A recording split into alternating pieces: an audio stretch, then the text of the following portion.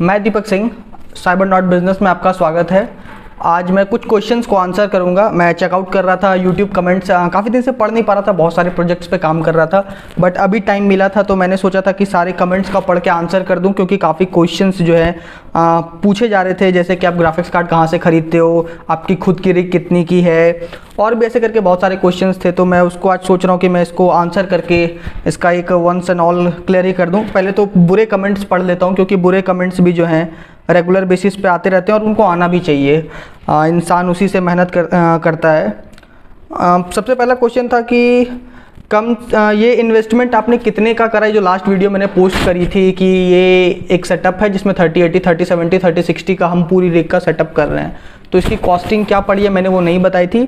Costing नहीं बताने का रीज़न है, कुछ क्लाइंट्स होते हैं जो कि डिस्क्लोज़ नहीं करना चाहते हैं कि आप कितनी की रिग बना रहे हो, या फिर आप कहाँ का बंदा है, या अपना नाम नहीं बताना चाहते। तो उनकी एक पर्सनल लाइफ होती है जिसको कि मेरा कोई हक नहीं बनता कि मैं उनसे पूछूं कि भैया आप क्या कर रहे हो, कितना का बना रहे हो, नहीं बना रहे हो। तो उन्होंने बोला डिस्क्लोज़ नहीं करना है, तो मैंने डिस्क्लोज़ नहीं करा कि क्या अमाउंट होना चाहिए, नहीं अमाउंट होना चाहिए, इस वजह से मैंने नहीं करा, और कोई रीज़न नहीं था। और अराउंड वो 8 लाख का सेटअप था। For your kind information, where did you buy the GPUs bro, Johnson नाम के बंदे हैं, उन्होंने कमेंट करा कि आप ग्राफिक्स कार्ड कहाँ से ख़रीदते हो। मैं graphics card all over India से ख़रीदता हूँ। जो मार्केट का प्राइस है उससे मैं ट्राई करता हूँ कि मुझे वो चीप में मिल जाए और मैं अपने कस्टमर्स को वही चीज़ें दे सकूँ जो थोड़ा सस्ता पड़ रहा है मुझे, और उनको भी सस्ता पड़े, इंक्लूडिंग मेरा ट्रैवल एक्सपेंसेस वगैरह मैं सब जोड़ लेता हूँ, उसके बाद आगे रेट देता हूँ। ग्राफिक्स कार्ड के प्राइसेस तो बहुत ज़्यादा हाइक्ड हैं इस वजह से, जैसे कि मैं साउथ से कभी कभी मंगाता हूँ, तो साउथ में 30 सीरीज़ के जो हैं कार्ड सस्ते पड़ते हैं। अगर आप कोलकाता चले जाओ तो उस साइड 1660 सुपर जैसे कार्ड, छोटे कार्ड सस्ते पड़ते हैं। नेहरू प्लेस ठीक है, मुझे नेहरू प्लेस पता नहीं पसंद नहीं आता है, काफ़ी ओवर हाइप्ड मार्केट है, तो इस वजह से मैं वहाँ का तो नहीं बता सकता कि डेली उसमें तो हर तरह के कार्ड मिल जाएंगे, बट रीज़नेबल प्राइस नहीं मिलता है। एक मतलब कि 5 दुकानें अगर आप देख लो साथ में लगी हुई हैं, तो एक बंदा 1660 सुपर के 53,000 के रेट बता रहा है, दूसरा बंदा 48,000 पे बता रहा है, एक बंदा 50,000 का बता रहा है, बोलता है बट GST का बिल मत लो। तो तरह तरह की चीज़ें हैं। कैश में पेमेंट करोगे तो 2,000 रुपये सस्ता कर दूंगा। तो मुझे ये समझ में नहीं आता कि भैया ये रियलिटी में रेट है कितना। मैं जबकि बल्क में उठाता हूँ तो मुझे और सस्ता ही पड़ता है। नेहरू प्लेस से भी काफ़ी दुकानें हैं, मैं नाम नहीं ले सकता, बट जिनसे भी मैं उठाता हूँ, मैं बल्क में उठाता हूँ कार्ड, तो मुझे तो सस्ता पड़ता है एज़ कम्पेयर टू जो भी आप दूसरे बंदे लेंगे। क्योंकि एक बार में मैं बड़े बजट के कार्ड उठाता हूँ, चाहे 15 लाख के उठाऊँ, 20 लाख के उठाऊँ, 30 लाख के उठाऊँ, ऐसे ही कार्ड उठाता हूँ, तो मुझे सस्ता पड़ता है एज़ कम्पेयर टू दूसरे बंदे के अकॉर्डिंग, मुझे सस्ता ही पड़ता है। और जब कंपनी से वो स्टॉक निकलता है तभी मुझे पता चल जाता है कि ये सारे कार्ड्स आ रहे हैं, इस ब्रांड के आ रहे हैं, तो अब मैं बुकिंग वहीं से कर लेता हूँ। बट मैं एक जगह से कभी नहीं मंगाता। मेरे मतलब हैं कुछ क्लाइंट्स, आप कह लो कुछ सपोर्टर हैं, ऐसे करके लोग हैं ऑल ओवर, मतलब कि जिनको मैंने कार्ड भेज रखा है उनको पता है कि मैंने रीज़नेबल प्राइस में उनको दिया है, या फिर उनको मैंने हेल्प आउट करा। बहुत टाइम आपके साथ चीज़ें सही नहीं होती है जैसा आप सोचते हो। बहुत सारे ऐसे क्लाइंट्स भी हैं जिनका मतलब कि मैं नहीं चाहता था कि उनके साथ बुरा हो, बट बुरा हो गया, कार्ड्स उनके ख़राब निकल गए और मेरी अथॉरिटी में नहीं था कि मैं उनको सही कर सकूं। तो ऐसी चीज़ें भी होती हैं, बट जो सेटिस्फाइड कस्टमर्स हैं, आप होता ही है ये बिज़नेस में, आप 10 लोगों के साथ आपने 10 लोगों को सामान बेचा तो 2 लोग नाराज़ होते ही हैं, बट हमारा ये काम है कि वो 2 लोग भी नाराज़ ना हो, इसके ऊपर हम बेहतर तरीके से काम कर सकें। बट अगर आप अच्छा काम करके भी दोगे तो 2-3 लोग गाली देने वाले होते ही हैं, आप चाहे उनको कुछ भी कर दो। पहले मैं बहुत ज़्यादा इससे परेशान रहता था कि मैं कमेंट्स पढ़ता था, कमेंट्स देख के फिर मैं टेंशन में आ जाता था कि अरे भाई ये क्या हो गया, लोग क्यों मुझे गाली दे रहे हैं। फिर जाके मैंने पता नहीं एक दिन ऐसे ही मैं स्क्रॉल कर रहा था, मैं वंदे मातरम मतलब पता नहीं 15 अगस्त या 26 जनवरी का कुछ ऐसा करके टाइम था, मैं गाना सुन रहा था, और फिर उसके बाद मैं जनगण मन सुन रहा था, तो मैंने देखा कि इतने डिसलाइक्स और इंडियन लोग ही डिसलाइक्स करने वाले थे उसको।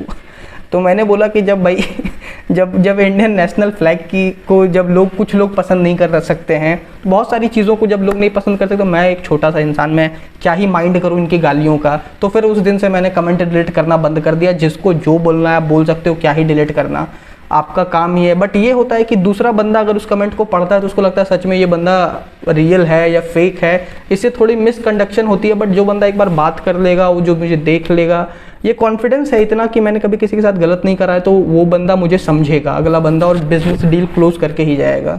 तो ऐसा होता है। उसके बाद कुछ क्वेश्चंस और भी थे कि प्राइसेस भी बता दिया करो भैया। प्राइसेस मैं बता दिया करूँगा नेक्स्ट टाइम से। टोटल कॉस्ट के बारे में बहुत सारे क्वेश्चंस आए थे, वो भी कर दूँगा।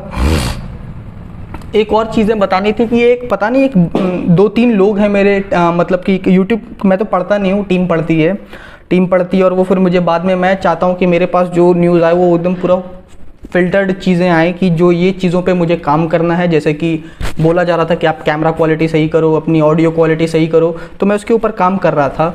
मैंने बोला कि जो प्रॉब्लम है रियलिटी में लोगों को, वो आप मुझे बताओ, बाकी चीज़ें मुझे नहीं जाननी कि कौन गाली दे रहा है, क्या कर रहा है, उनका काम है, देने दो। तो उसी तरह से एक मेरे पास आया, मैंने बराबर मतलब कि एक 8705 करके कोई नंबर है, कोई 2-4 बंदे हैं, पता नहीं कोई है, ये फ्रॉड किस्म के लोग हैं जो कि मतलब कोई मेरा नंबर मांगता है तो वो वहाँ पे ऐसा करके रिप्लाई कर देते हैं कि sir is doing very great work and you can contact with him, और मेरा नंबर देने के अलावा किसी और का नंबर दे देते हैं जिसको मैं जानता भी नहीं कि वो कौन बंदा है। ऐसे मतलब 8705 करके कुछ नंबर था, मैंने 5-6 बार उस कमेंट को डिलीट करा, उसके बाद भी पता नहीं फिर से वो कमेंट कर ही देता है किसी ना किसी न्यू अकाउंट को बना के। और मुझे फिर डर लगता है कि पता नहीं वो अगले बंदे को जिसको नंबर दिया है वो 5 लाख के कार्ड लेना चाह रहा है या 10 लाख के कार्ड लेने चाह रहा है, और अगर वो किसी और से ले लेता है तो वो सारी चीज़ें तो बाद में सेटल हो ही जाएंगी, मेरा नाम नहीं आएगा। बट इनिशियली एक बंदे को तो ये दिमाग में रहेगा कि भाई दीपक सिंह से मैंने कार्ड लेने गया तो मेरे साथ ये हो गया, तो इस वजह से मैं उससे बचना चाहता हूँ। मेरा एक ही नंबर है, मैं वो उसको डिस्क्रिप्शन बॉक्स में डाल देता हूँ। 4 व्हाट्सएप ग्रुप हैं, 3 ऑलरेडी फुल हो चुके हैं, एक शायद बचा हुआ है, फिर हमें शायद एक्सपेंड करना पड़ जाए।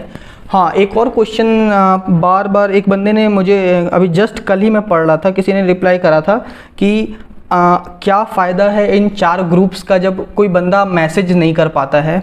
तो उनको मैं ये बताना चाहूँगा, सर मैसेज अगर मैं करने के लिए अगर ओपन कर दूँ वो, तो इतनी गालियाँ आएंगी, लोग खुन्नस खाए बैठे हैं, कोई काम नहीं उनको दिन भर। ग्रुप ज्वाइन करेंगे, कोई आप कुछ भी आपने अच्छा पोस्ट करा, बहुत गंदा हो जाता है फिर वो माहौल। मैं टेलीग्राम पे था, पता नहीं नॉर्मल मैंने 1-2 लिंक शेयर करे थे, उस टाइम तो टीम भी नहीं थी, मैं अकेला था, मैंने शेयर करे और टेलीग्राम ठीक से यूज़ करना भी नहीं आता था उस टाइम। ऐसा कंडीशन था कि कैसे किसी को आउट करते हैं, किक आउट करते हैं, ये पता भी नहीं था।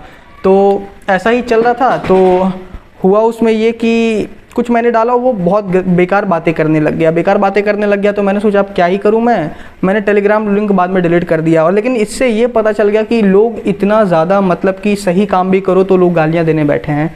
अगर मैं ये 4 ग्रुप्स को अगर खोल दूं तो दिन भर मैसेजेस ही आते रहेंगे, छोटी छोटी प्रॉब्लम। अगर आपको मेरे से कांटेक्ट करना है, नंबर है, आप कॉल कर सकते हो, आप एडमिन को मैसेज कर सकते हो व्हाट्सएप ग्रुप में। बट अगर आपको मैं किसी भी ग्रुप में अगर आप इस तरह अगर आप मैसेज करने की लिबर्टी दे दो तो फिर आपके लिए भी वो प्रॉब्लम है और मेरे लिए भी वो प्रॉब्लम है। तो मैं वो नहीं चाहता कि वो हम दोनों के साथ में से किसी के साथ भी हो ऐसा।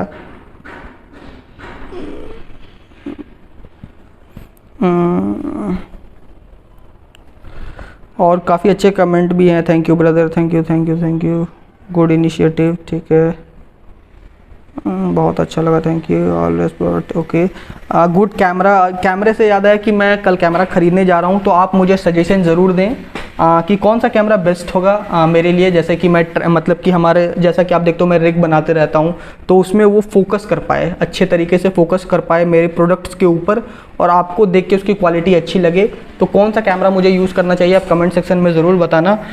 मैं उसकी भी अनबॉक्सिंग करूँगा फिर व्लॉगिंग चैनल के ऊपर, अगर रिस्पॉन्स आपका अच्छा रहा तो। आपसे मिलके ट्रेनिंग ले सकते हैं, प्लीज़ नंबर और एड्रेस शेयर करें। इसमें ट्रेनिंग का क्या है, यूट्यूब पे इतने सारे वीडियोस पड़े हैं भाई। अब इसी चीज़ का मैं एक अलग से कोर्स बना दूं कि देखो आपको ऐसे माइनिंग करनी है, पैसा कमा लूँगा नो डाउट। इंडिया में इतनी पॉपुलेशन है कि कुछ ना कुछ मतलब कि लोग होंगे जो कि पसंद करेंगे इस चीज़ को और ऑर्डर भी करेंगे, कोर्सेज़ खरीदेंगे भी। बट इतना हार्ड कुछ नहीं है, काफ़ी सिंपल चीज़ है। लोगों के पास बस बिटकॉइन के बारे में ज़्यादा पता नहीं है, ज़्यादा इन्फॉर्मेशन नहीं है, इस वजह से ऐसा हो रहा है। बाकी सारी चीज़ें नॉर्मली हैं। और भी क्वेश्चन है, too much overclock is bad for graphics card for the long term I guess. हाँ वो तो है ही भैया, छेड़खानी करोगे तो थोड़ा तो भुगतान भरना ही पड़ेगा।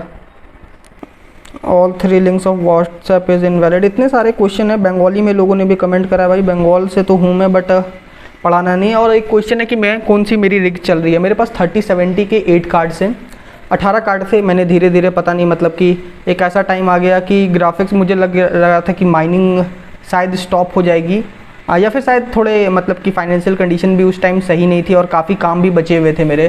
तो मैंने उसको 10 कार्ड मैंने 3070 के उस टाइम निकाल दिए। मेरे पास 8 3070 के कार्ड ही चल रहे हैं फ़िलहाल।